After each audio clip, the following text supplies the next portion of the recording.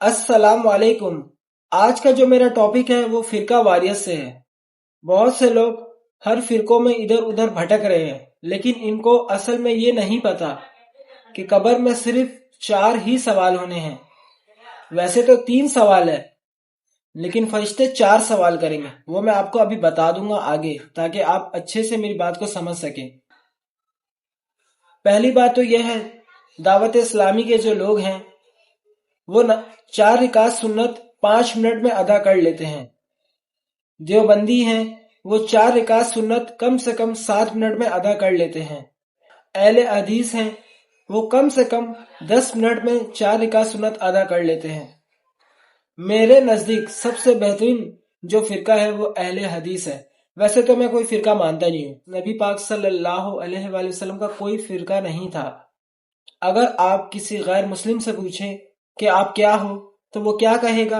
मैं ईसाई हूँ। वो ईसाई क्यों कह रहा है?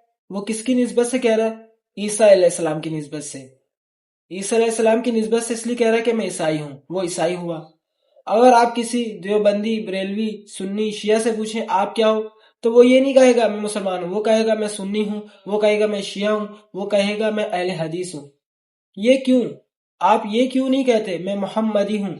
आप अपना निस्बत मोहम्मद सल्लल्लाहु अलैहि वसल्लम से क्यों नहीं जोड़ते? आपको शर्म आती है इस बात से? मेरे प्यारे मुसलमान भाइयों, मौत का कुछ नहीं पता कब और किस वक्त आकर पकड़ ले आपको। तो अभी भी वक्त है, अल्लाह पाक से तौबा करें और कुरान को मजबूती से थाम लें। कुरान अल्लाह पाक की रस्सी है और नबी पाक सल्लल्लाहु अलैहि वसल्लम की सुन्नत पर अमल करें। इंशाअल्लाह दुनिया में भी कामयाब होंगे और आखिरत में भी कामयाब होंगे। कब्र में आपसे सिर्फ 3 ही सवाल होंगे। तेरा रब कौन है? तेरा दीन क्या है? तेरा नबी कौन है? और चौथा सवाल जो फरिश्ता आपसे करेगा वो ये पूछेगा, नबी पाक सल्लल्लाहु अलैहि वसल्लम की आपको तस्वीर दिखाएंगे और आपसे पूछेंगे इस शख्स के बारे में तेरा क्या ख्याल है? तो दुनिया में इस शख्स के बारे में क्या जानता था, क्या कहता था लोगों से?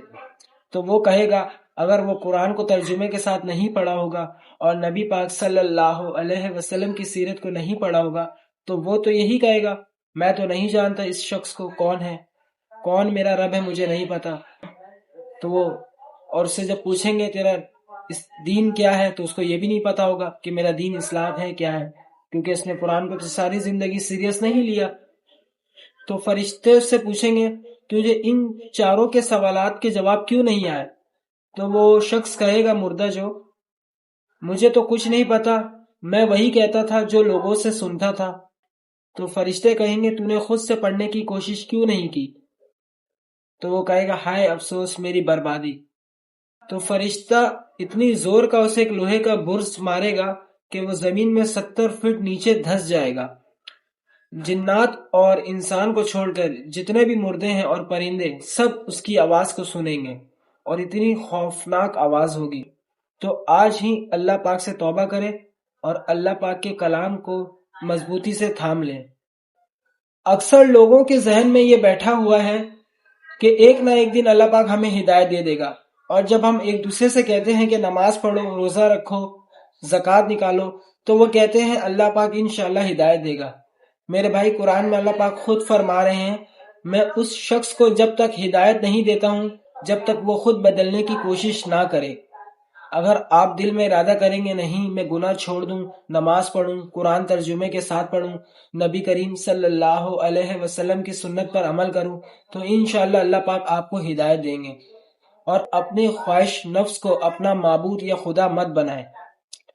अगर आप में इल्म है और फिर भी आप अपने नफ्स ख्वाहिश को माबूद और खुदा बना रखे हैं, तो अल्लाह पाक आपको गुमराह कर देंगे हमेशा के लिए, और आपके कान को बहरे कर देंगे और आपके आंखों को अंधे कर देंगे, ताकि आप हमेशा के लिए गुमराह हो जाओ।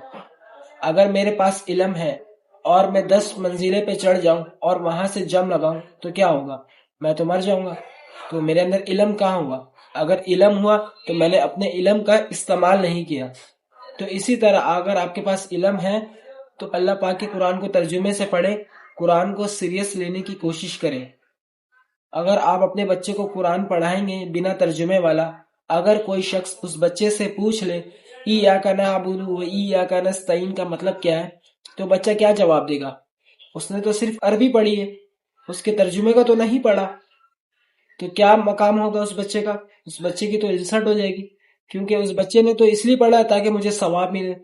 قرآن ثواب کے لیے ہے، لیکن اس میں ہدایت اور روشنی اور نور ہے.